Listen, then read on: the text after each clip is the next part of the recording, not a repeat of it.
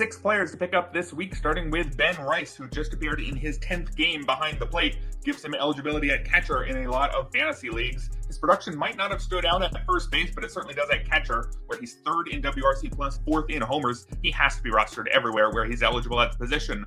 Up next, Tyler Freeman. The Rockies have a stretch where they're either at Coors Field or Fenway Park or Great American Ballpark for the first 6 series of July. Probably want to add a bunch of Rockies right now, but Freeman is probably useful even after this stretch. He has a single-digit strikeout rate, meaning he should consistently provide you a good average to go along with a fair number of steals. Hasan Kim returned after missing the first half of the season due to shoulder surgery. His top competition for playing time at shortstop, Taylor Walls, has just a .562 OPS. Should be plenty of playing time for Kim, who gives you well-rounded production the rest of the year.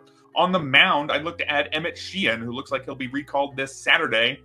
Was once a top prospect and looked great in his season debut after returning from Tommy John surgery, then was sent back to the minors. Always tough to predict exactly how a Dodgers pitcher will be used, but the upside with Shien is so high that I want him on my roster just in case he's in the rotation the rest of the way. Another high upside pitcher is Yuri Perez, who was added in a bunch of places after returning from Tommy John surgery at the start of June, and then dropped after 4 poor starts. Well, he just was dominant against the Twins this Thursday. Looks to have his swing and miss stuff back. Remember just how good he was as a rookie prior to the injury. You'll want that on your roster in the second half if there's any chance Perez gets it back.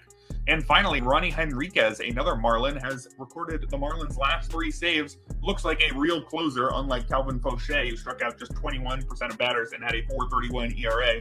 Henriquez is striking out a third of batters faced, has an ERA under 3.